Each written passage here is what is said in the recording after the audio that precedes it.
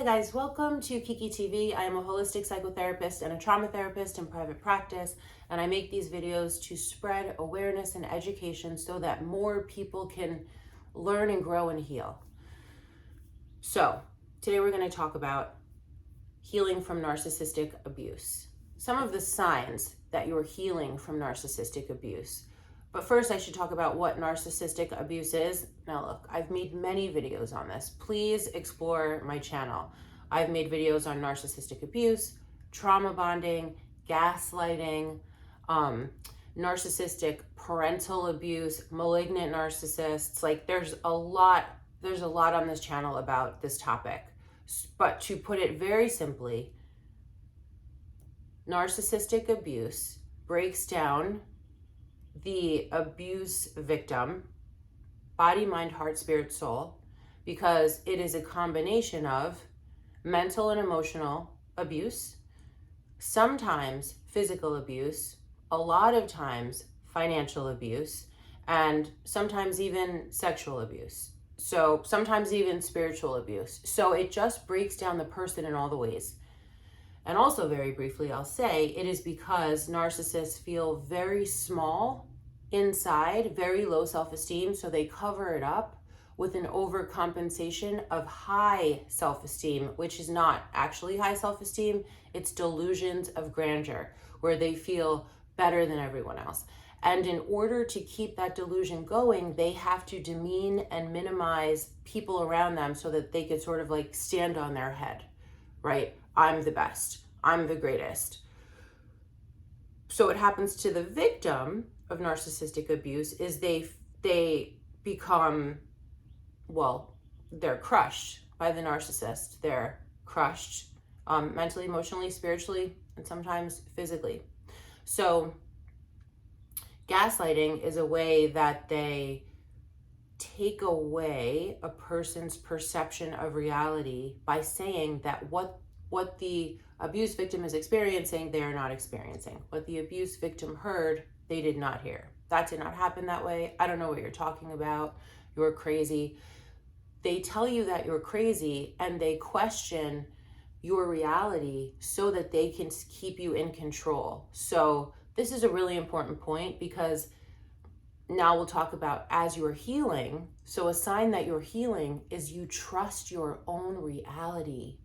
You know what you heard, you know what you saw, you know what you experienced, and you will not allow anyone to tell you that it was different than what you saw, heard, experienced. Now, this is not the same as two people seeing a situation from two different perspectives.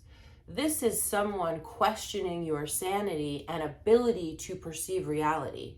That is different than I see it this way, you see it that way. So, and there's a very thin line. And so gaslighting can sometimes be very subtle, but it can break down you trusting yourself, you trusting your own perceptions. So one of the symptoms that you're healing is that you are feeling very strong in your truth and in reality, and what you perceive as truth is your truth. Another super important symptom of healing from narcissistic abuse is that you begin to really face the fact that you have been abused.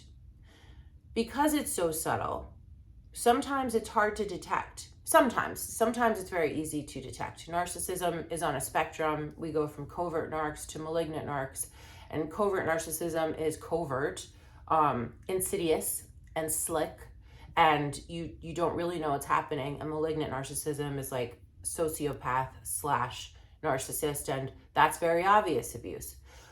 But either way, the abuse victim, we lie to ourselves and we make up all of these different stories to ourselves so that we can live with the abuse. So admitting that it's happening is a very big step, because that's the beginning of you not wanting to take it anymore. It's super important also that the narcissistic abuse victim begin to self-care. You are taught by the narcissist that you don't matter, only they matter. That you need to make all your needs very small because they take up all the space in the room. And you are not to serve yourself. You are only to serve them.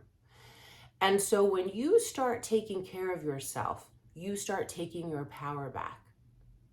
When you start taking care of yourself, you are honoring yourself. You are remembering who you are and what you deserve, and your self-worth and your empowerment and your self-esteem begins to grow. How do you build self-esteem? I've said this before in other videos. You do esteemable acts. And what are esteemable acts? Esteemable acts are anything that make you feel good about yourself. So, of course, a narcissistic abuse victim has very low self-esteem because we have allowed ourselves to stay in a toxic situation where we are broken down, body, mind, heart, spirit, and soul, for a very long time. And I say that we allowed ourselves sort of lightly because in the beginning, there's a buy-in, right? And what happens is over time, you don't realize that the love bombing aspect of the relationship, where this person is everything and amazing and your soulmate and they do everything right, and then all of a sudden it switches to the abuse and it's confusing and you don't know what's happening. So it takes some time also for you to, that goes back to realizing that you were being abused, because that's called a trauma bond, love bombing, and then abuse.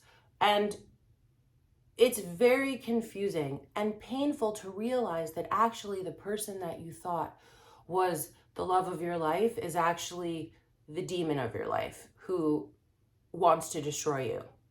So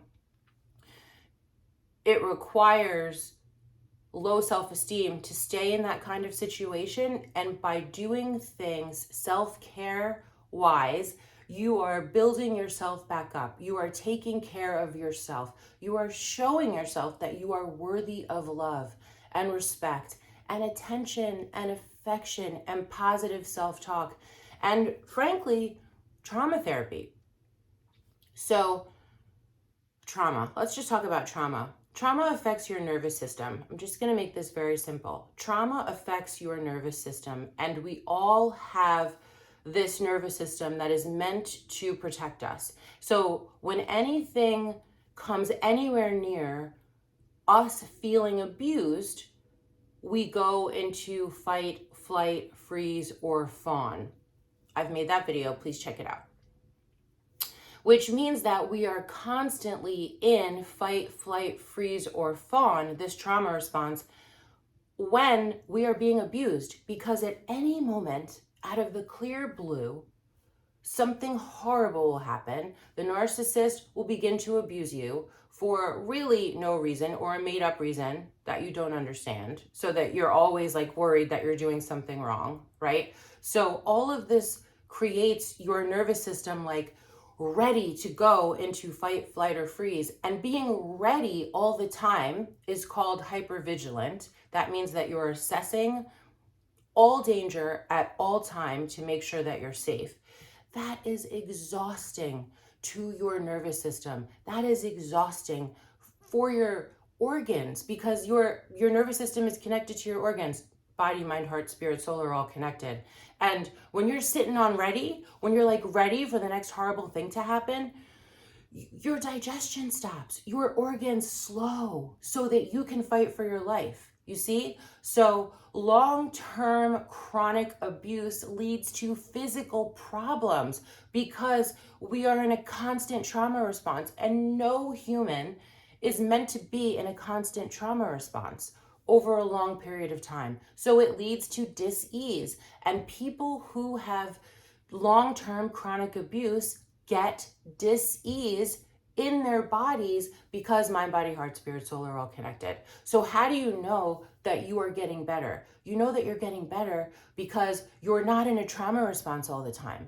You can relax. You start to feel safe.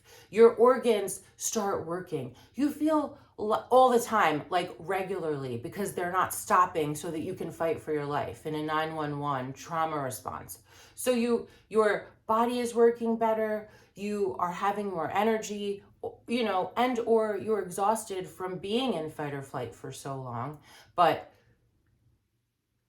your trauma landing in the body as physical pain gets better. Also, it is obvious that trauma leads to anxiety and depression. You know, sometimes trauma looks like anxiety and depression. Of course, that state that I just explained to you keeps you in a constant state of anxiety, and anxiety also hurts your body.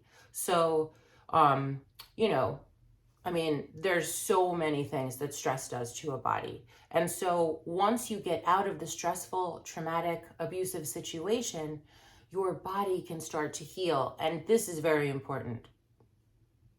Trauma therapy.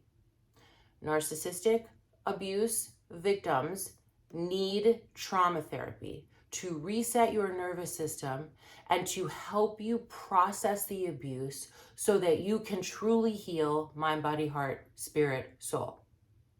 And the last thing I'll say is, how do you know that you're healing? You know that you're healing because you no longer care what the abuser thinks or does. You're not stalking them on social media. You're feeling apathetic. You're really clear that they were very toxic. You might be angry because they have hurt you. You might be sad that you wasted so much time, but you are not in love with them anymore. You are disgusted. It's like the veil has been lifted from your eyes, and all of a sudden you see that they are a horrible person who hurt you on purpose in order to get supply, which is your love, energy, time, money, whatever your resources are. They want that. And so they hurt you in order to manipulate you to get that stuff. Once you see that, once you know that, you can start going through the stages of grief, you know, anger and remorse and denial and bargaining and acceptance. Like, you have to go through that. You also have to feel your feelings. You must feel your feelings.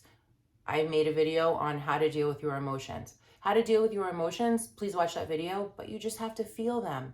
And so you have to grieve the loss, right? And forgive yourself. Forgive yourself. These are master manipulators. I work with clients all day long who are so mad at themselves that this happened to them, but it's very difficult to detect this. And they're very good at making you feel amazing and then horrible. Love of your life, I hate you. You know, you're so worthy, you're awesome, and you're nothing. And it's confusing.